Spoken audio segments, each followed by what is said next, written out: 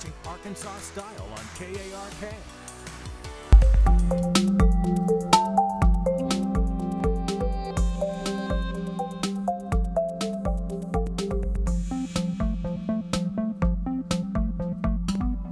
Welcome back to Arkansas Style. If you've been following health news, you may have heard about the recent removal of warning labels around hormone replacement therapy. To help us understand what this means and how it may impact you, we are joined by Dr. Jean Way. All right, Dr. Way, hot topic. Yes, very hot and very timely, and I'm so glad we're getting a chance to talk about it. Thank you for inviting me. I'm honored to be here. So let's talk about hormone replacement therapy and why is it that they're taking the black box warning label off now? It's not for everything, but for some of the conditions it's been taken off. So let's talk about it. A week ago Monday, the FDA came out and notified the various manufacturers and companies that you may now, first you can take off the black box warning and most of the conditions. However, endometrial cancer is still not taken off. So we have to think about this. But what I want to talk about is what happened and how did this come about? Okay, hormone replacement therapy has been thought for quite a while now. All of us have been hearing about this, is that it's not good for us. It's not too good for us. We need it, but we can't have it for too long. So during perimenopause and menopause and postmenopause, women have a little bit trouble with a few things, several things. One of which is we might get grumpy, okay? We might get weepy, we might have joint discomfort, and we might have trouble sleeping or staying asleep, right? And so we might have sweats, night sweats, and we get so hot. All of those things, is there something we can do or take to make us feel better? Because we're just out of sorts, right?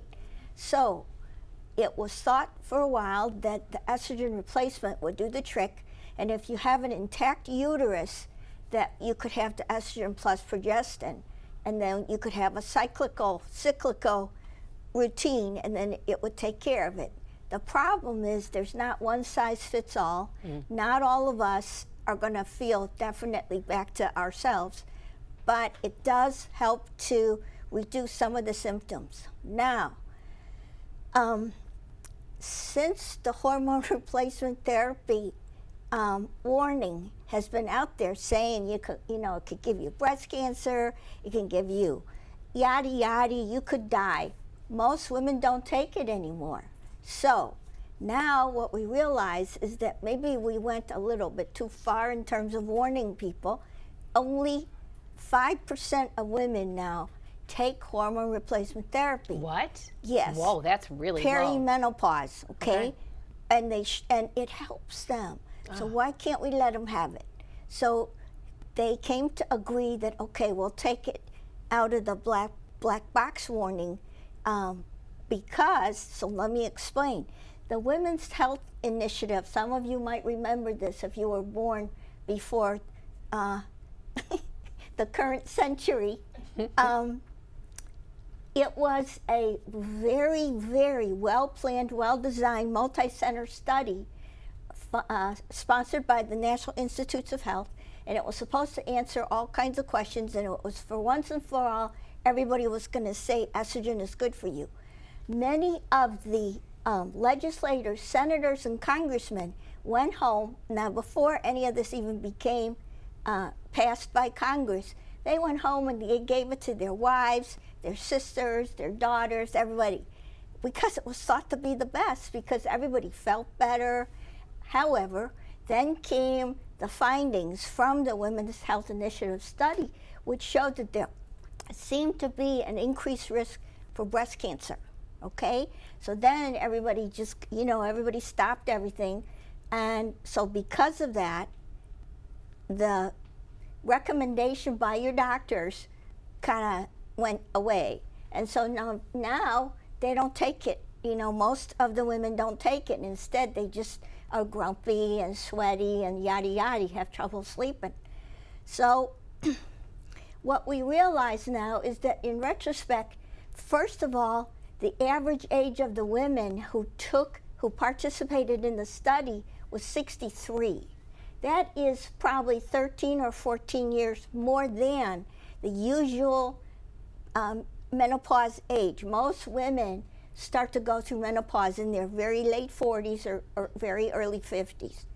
And I'm talking about when your menstruation stops, okay? So because of that, because the women were older, many of them were more than 14 years post-menopause, they are a different group. Oh, yeah. I mean, Okay? really and Yeah. truly, when we're talking about, you Right. know, yeah. So that was a mistake. And they probably didn't need it the same way that a woman does when she's going through, you know, all the heat and cold and everything for a younger. There's certainly a lot Yeah. to that, but only 5%. Well, I sure Okay. hope. Yeah. So because of this now, we're saying, yes, you can take it. Yes, it's okay. Now, let's talk about a couple caveats. All right, you know what I'm going to do, though? I'm going to have you pick up this conversation because I have more questions and you have more answers. Okay. So let's continue this conversation next week, okay? Yes, sounds great. We'll pick this back up for sure. Okay. All right, well, it's so Thank interesting. you. Thank you, Dr. Yes, Way. thank you. All right. As always, Dr. Way will join us again next week to answer more of our medical questions and concerns. So if you or a friend have anything you're curious about, just send us a message on social media. We'll make sure to cover it in one of our upcoming segments. Now, when we come back, we're testing your relationship IQ. Charlie Simpson joins us with a marriage quiz that might just surprise you. Stick around. You're watching Arkansas Style.